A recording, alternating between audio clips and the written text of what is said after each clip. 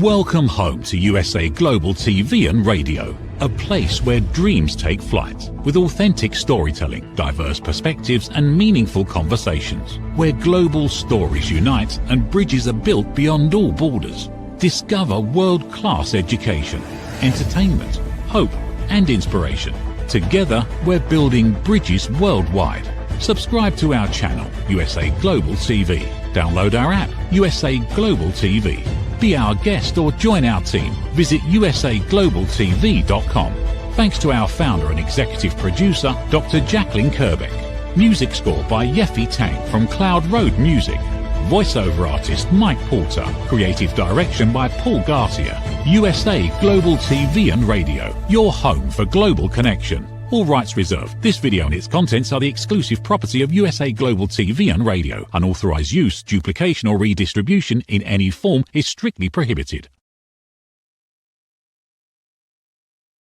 Hello. Today we will talk about why would you support those who actually do not give you value. This is a question that we always ask ourselves. People want for us to support them while they do not support us. We have an expert today on a woman's prerogative, Dr. Jacalyn Kerbeck, who is the co-host and also the owner of this station. You can follow us on the YouTube channel, on Women's Prerogative, on our YouTube channel, USA Global TV and Radio, and on Dr. Jacalyn Kerbeck's channel also for A Woman's Prerogative and other shows. So today the channel is about a woman's prerogative. Why would you give short your value? So thank you and welcome to our wonderful co-host, Dr. Jacalyn Kerbeck. Thank you so much, Reverend. It's a pleasure to be here today with you discussing this topic. It is a topic that you are an expert. So let us plunge in the topic. You wrote a book, a very interesting book, Stop Giving Away Your Value. So could you please talk about your book and explain about giving away your value? Absolutely. We have the same amount of time in every day, every person. And many times we get to the end of the day and we feel like we haven't accomplished anything because we spent so much time doing things for other people or just giving away our services because we don't think we have the right to ask. And it can even be within a family. It can be with family members who consistently are reaching out. They just want to have a conversation. Maybe they're at a different stage of life than we're at. Maybe they have more free time. And what ends up happening is we can end up feeling resentful. I gave all this time, I did all these things, and then I didn't get what I thought I was going to get in return. So I wrote this book, and again, I just show a photo of it, Stop Giving Away Your Value. And it addresses boundaries, pricing, and the business of respect. And part of the reason that I wrote it is as business owners, we are consistently being asked to do things for free. Do you have a free download? Can you work with me for free? Do you have a 20-minute consultation? Do you have an hour? And we do these things, and it makes sense in some cases to do these things. But at the end of the year, when we're looking at how much money we actually generated and we feel like we didn't make the amount that we wanted to make, there's probably a lot of time that was in there that we gave away for free, or a lot of services that we gave away for free. So I'll stop there and see what questions you might have. Well, I was thinking about the fact that people do think we should do volunteer work because we are business owners, and the difference between the volunteer work and helping others and taking care of our business. What do you think about those three things? They are different, but at the same time, how do we manage those? The volunteering is something that I actually learned from an executive director of a non-for-profit, of a charity. I started volunteering. I was running support groups. I was raising money. I was doing the events that they have. And I'll never forget this. I met with two of the people from the office at a lunch, and the one person said, we love the fact that you are volunteering so much, but we're a little concerned that you're going to get burned out. And I said, burn out? What are you talking about? I'm not going to get burned out. And lo and behold, I did get burned out because I was spending so much time giving and giving and giving, especially in a charity capacity. And you might identify with whatever it is that the charity represents. Maybe it happens to you, or maybe it's happened to someone in your life. And then what you find is you're surrounded by that all the time.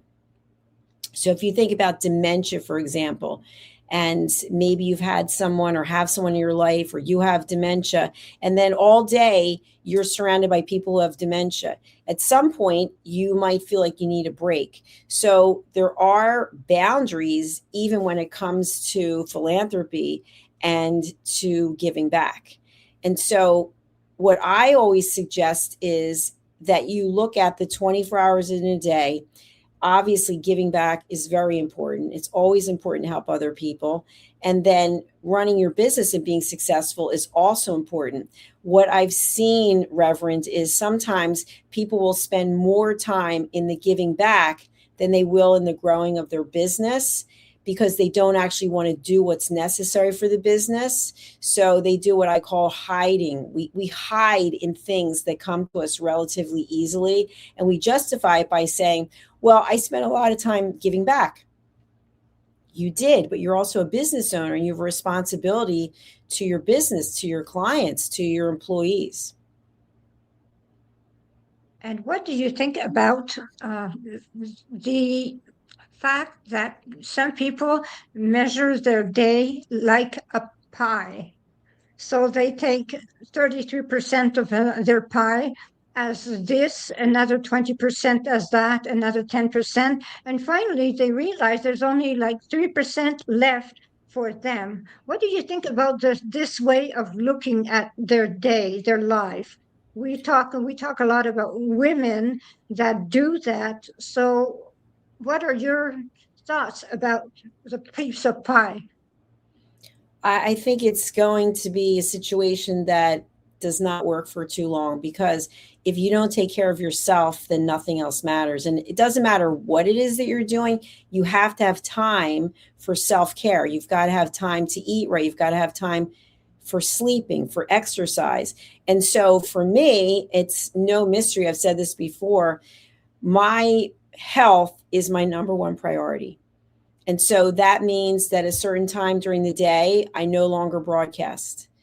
There is no schedule that I will accept after a certain time, where if I'm producing or I'm hosting and it goes after a certain time, because I'm working out.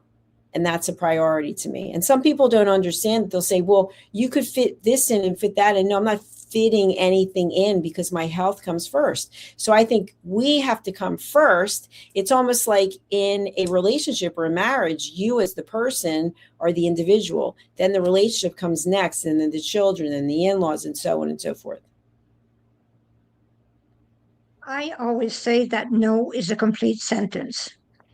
And I am a fervent of saying no. I do not hesitate to say no, and I do not give a reason when I say no a lot of times. What do you think about people that say no without giving a reason, and people do say they are selfish? No, I completely advocate for that, because in the course that I teach, Setting Boundaries and Asking Permission, I actually teach that. Once you give an explanation, the other person typically is coming from an emotional position. They really want this to happen. They want you to do this. And now you start giving reasons. They start analyzing the reasons, and they look at the reasons and they think, oh, so you said you're doing this, so that's more important than what I asked you to do. And it's not a matter of what's important. We have priorities. We have certain things that we want to get accomplished. And sometimes we can't just take random requests, because other people might be depending on whatever it is that we've already committed to doing. So I like that idea of not giving any excuses or reasons. giving reasons to me is the fact that you have to justify all the time. And justifying to me is is telling that you're not strong enough to hold your position. You're not strong enough to stand your grounds. So saying no and going on and giving a ton of positions is something to me that shows that I am not strong enough when I keep on giving all kinds of positions. So is it the way you see it? I was just talking about this earlier today. I think it's really a matter of trusting yourself. We are so afraid of hurting other people's feelings or missing out on something that people will get into a pattern where they say, yes, yes, I'll do that. Yes, I'll be there. Yes, yes, yes. In the meantime, they have this feeling of resentment, of loathing. Why did I agree to do that? How am I going to get out of it? And then you create even more of an issue for yourself. So, what I really feel is in your heart, you know, if it's something that you want to do, you know, if it's something, whether it's really not in alignment with what you had planned, but you're open to doing it because you feel there's a greater good. But other than that, I think making a commitment to do things that you don't want to do is you're not trusting yourself. You don't believe enough in yourself to say, I'm not going to be able to do that. Thank you for the invitation. Unfortunately, I won't be able to attend. I know many people that are people pleaser. They do not have the time, absolutely not. And they get into critical situations because they say yes to everyone. And finally, they end up hurting the loved ones. What do you think of those people that actually cannot get away from saying no? They cannot say no. What do you think about those that cannot say no? Would you recommend anything for those that cannot say no? Well, I don't think it's a matter of cannot say. They've chosen not to say no because inside they need external validation. That could be one explanation.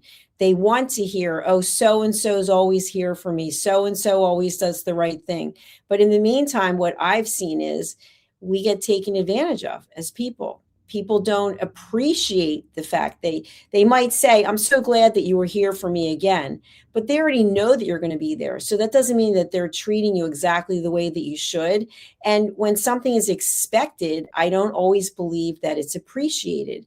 It has to be on both sides. That to me, if you think about a successful negotiation, it's both sides walking away feeling like they've won. So if you are a people pleaser and you're consistently saying yes, yes, yes, you're going home and saying no, no, no, and you're feeling angry and upset. So what I would suggest is that you practice turning down invitations and seeing how it feels. And when you feel uncomfortable, what is it about that that makes you feel uncomfortable? So one of the things might be, oh, I'm afraid I won't get invited to any events. Okay, so let's say you don't get invited to any more events. What does that mean? Well, I'll be spending the weekends alone. I'll be spending the holidays alone. Okay, let's say that you will. What is that? So you just keep asking and getting to the core of it. And typically it's, I'm afraid of being alone. Well, if you can't be with yourself, how can you expect anyone else to want to be with you? I see. And the fact that you cannot be with yourself means that you are not happy with yourself. You cannot be alone.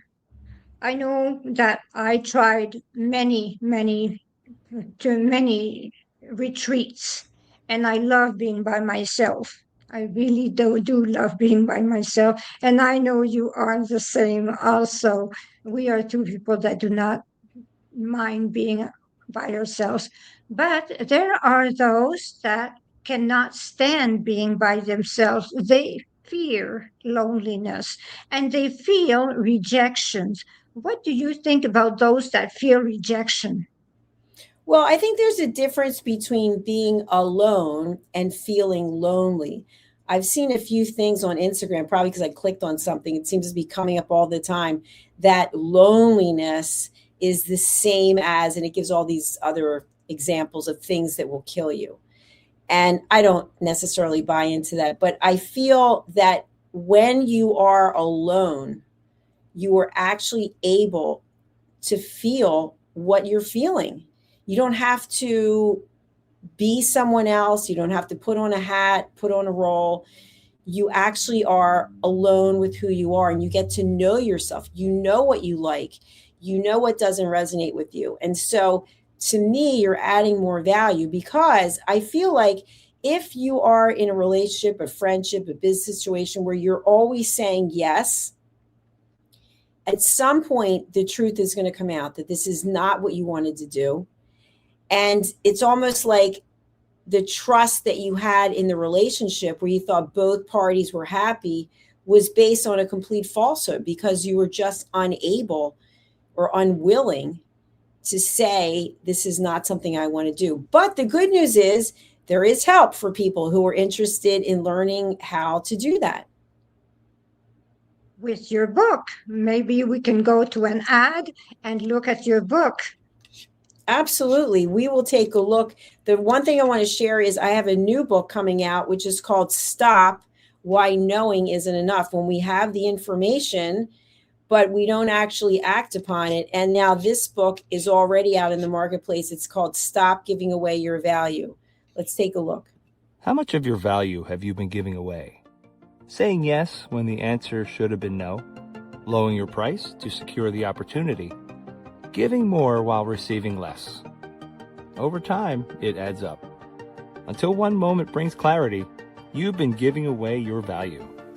This is not about working harder. This is not about doing more. It's about boundaries. It's about pricing. It's about respect.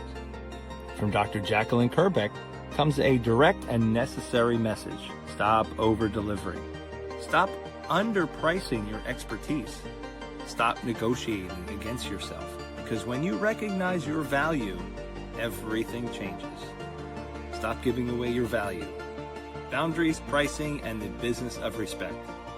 Available now wherever fine books are sold and on Amazon. A film by USA Global TV and Radio. Executive producer Dr. Jacalyn Kerbeck.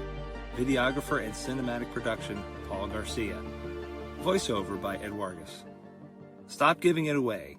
Start owning it.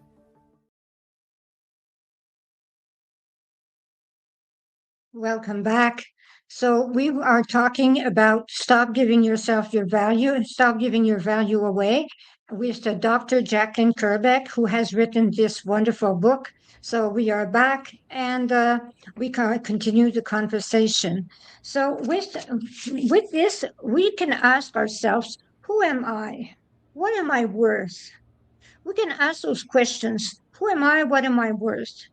What do we see in ourselves, and what do we think that others see in ourselves? It all depends on the way we see ourselves, our value that we give to ourselves, and the value that we think the others have of us. Am I right about that? Yes, I would agree with you. I think we're always being tested. I think people may be well-meaning, not everyone is, but people mean well, and they'll give you unsolicited information or advice. And when we actually take a step back and think about what's the motivation for the person giving this information, typically it's something they can absolutely relate to, that they experience, and they feel like they're the king or queen of this particular set of information. And at the same time, when you believe in yourself, you can set the boundary. Thank you for sharing. I appreciate that. You don't actually have to buy into it. You don't have to give any explanation. Thank you. I appreciate your perspective. And then you just let it go. But where we really continue to give away our value is when you start going back and forth with the justifying, and someone says something to you, and then you say something back to them. And then before you know it, you're almost in an argument. And you think, is it really worth it? When all I could have said was, thank you for sharing your opinion. And you just drop it. It doesn't have to go anywhere. I was thinking about someone that actually keeps on asking for support. We all know those people. They ask for support, ask for support. We know hundreds of those people. They ask for support from us. And when we ask for their support, they are never there to give support. So it is always a one sided track thing. So, what do you think about those people that always ask for support but are never there to support a person that will need support once in a while? I think that relationships are not always equal. And there are times when we are in a mentor role, someone looks up to us or someone admires something that we've done and they're looking for some support. But when it's ongoing, there has to be a boundary. And the boundary, if it's in business, it has to be, I'm really glad I was able to have this conversation with you. Going forward, should you need some additional support, you can go to my website or you can let me know how to bill you. I charge X.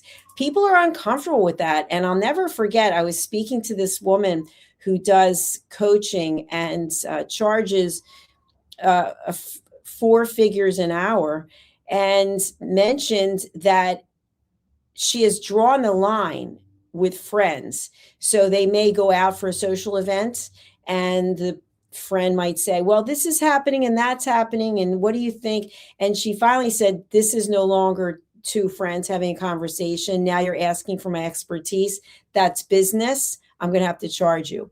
And I said, do you still have people going out with you? And she said, yes, I do. But they know we have certain limits. Once they're asking me for my professional opinion and guidance about their life, now I'm going to have to charge. And I really admire that. And I think personally, if you or if a person was taking phone calls all day long from family and friends, you're not going to get anything done.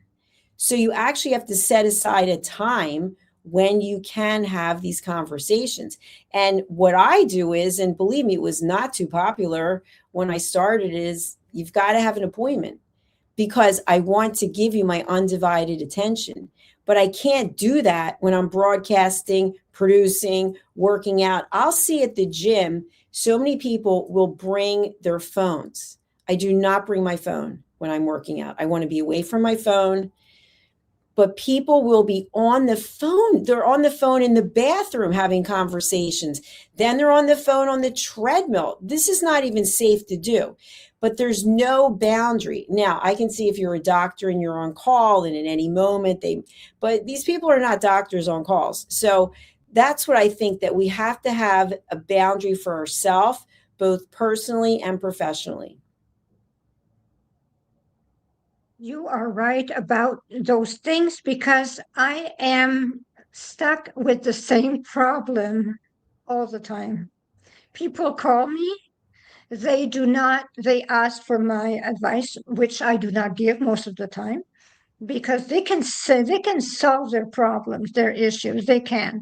But they call me, and even if I say, take an appointment, they will go on and on and on. And I have to I have to stop the call. I have to say, I have to hang up because I am busy. And I know it is the same for you. The problem is often because they are not used to us setting boundaries. And when we set boundaries, they start saying to the others, well, look at how she has changed. What do you think about that one? I think that's so true because they're uncomfortable with your behavior because they're so used to behavior being the same way. And it's, oh, I call you on the phone, you drop everything, and then you and I are having a chat. But while that's going on, you're not able to do whatever it was. Now, not everyone is structured and disciplined. I find in business, you need to have structure and discipline. I'm very structured and disciplined in my life. And so there are very few variables that I will let distract me, but I will plan time for distractions if necessary.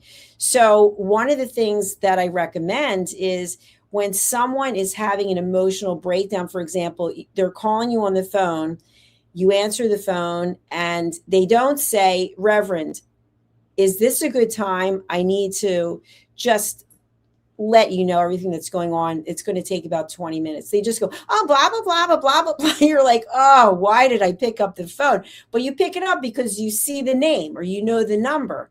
But they don't actually show the respect because they're not used to it. So you treat them as though you're educating them.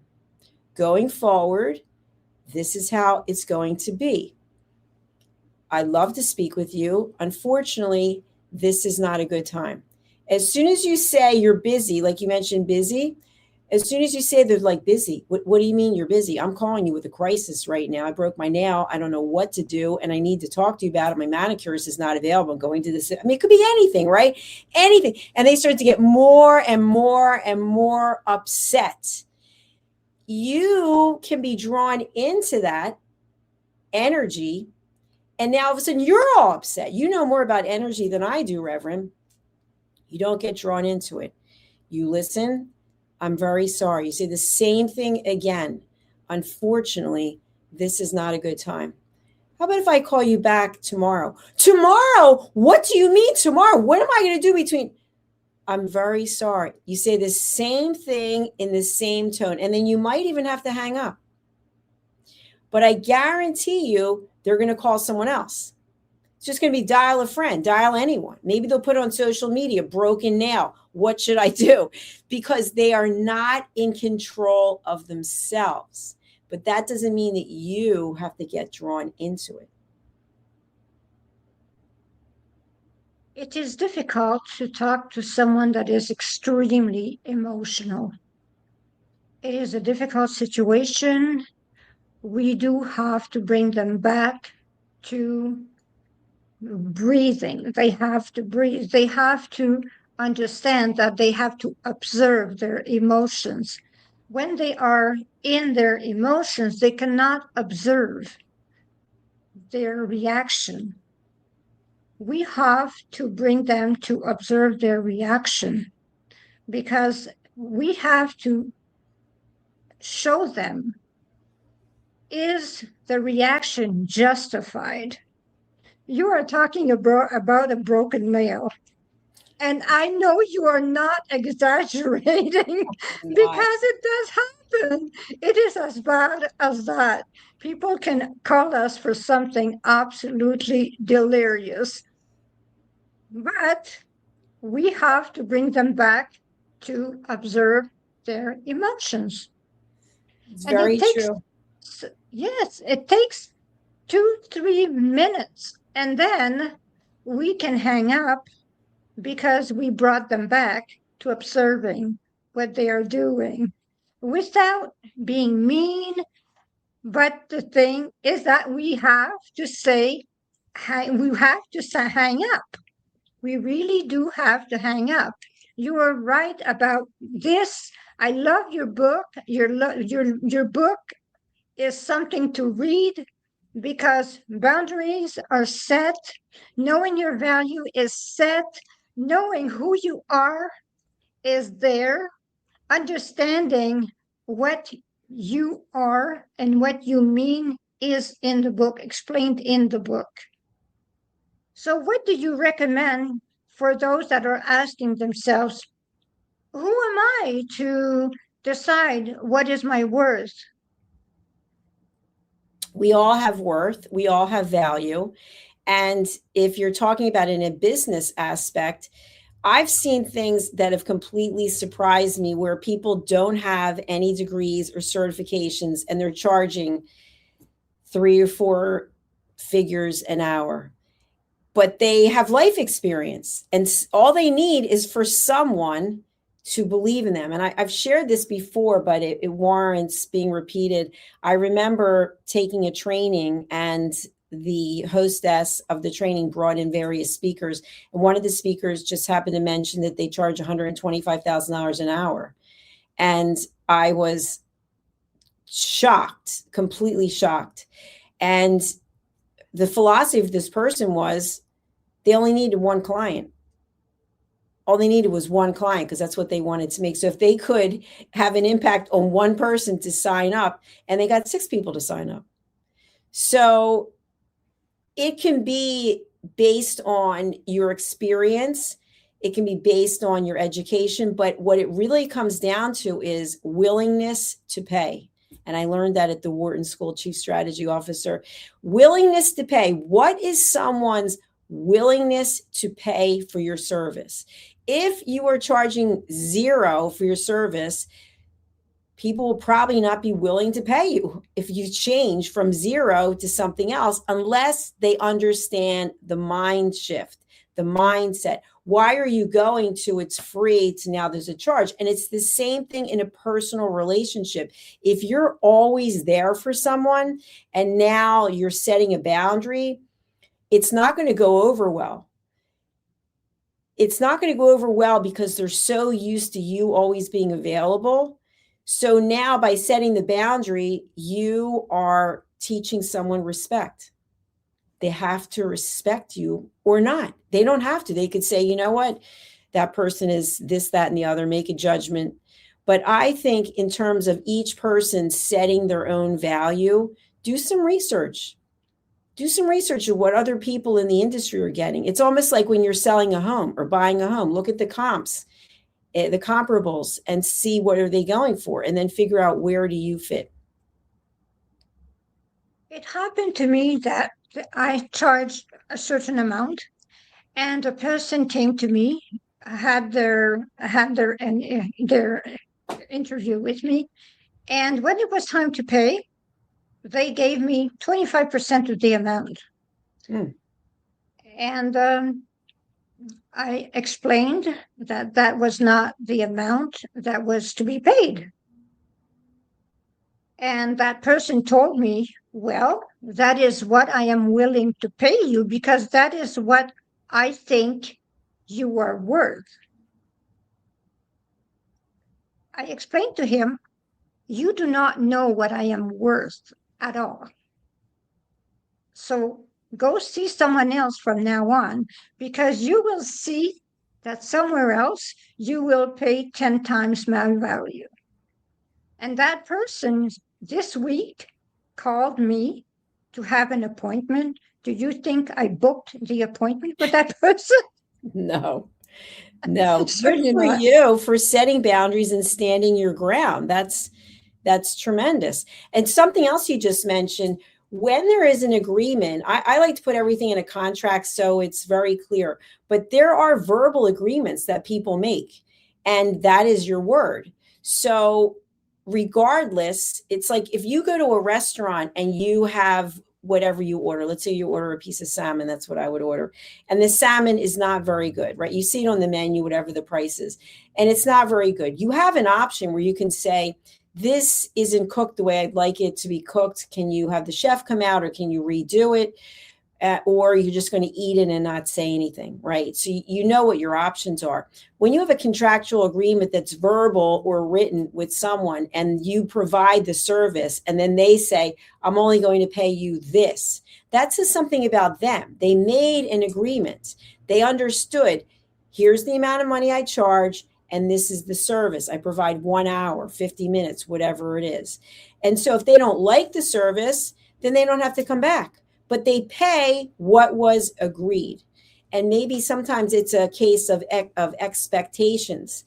I know for a fact in the therapy industry that it's 50 minutes in most cases. It's like a massage. It's 50 minutes. And then people want another 10. Well, no, you can't have the 10 because that goes into the next person. It's like here our shows are 40 minutes.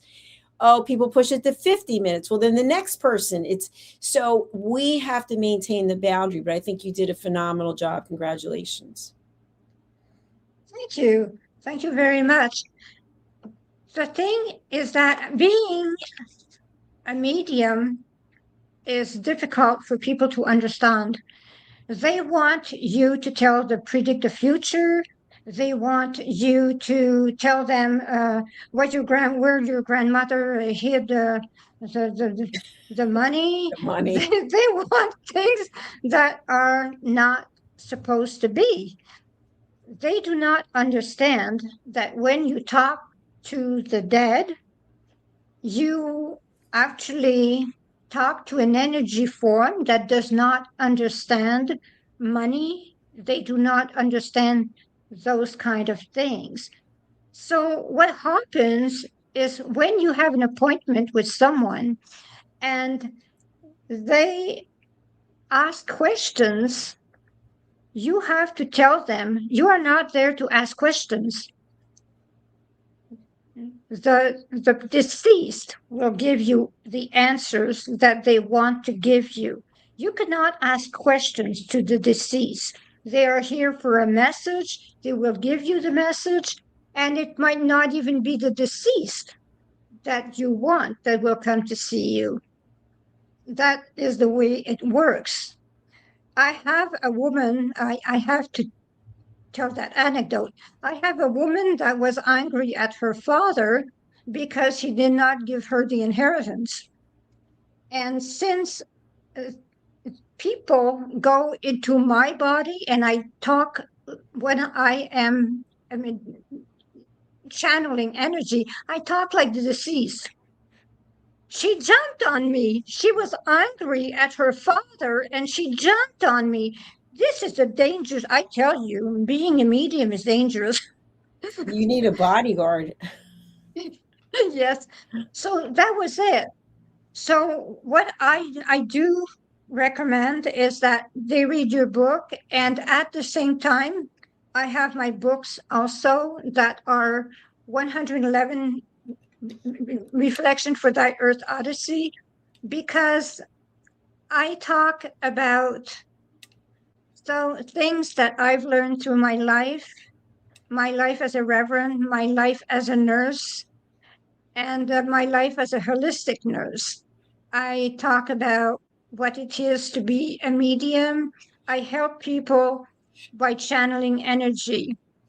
I also have the perfect mist that I invented and the perfect mate incense that is sold on Etsy. So thank you so much for being there, Dr. Jacalyn Kerbeck.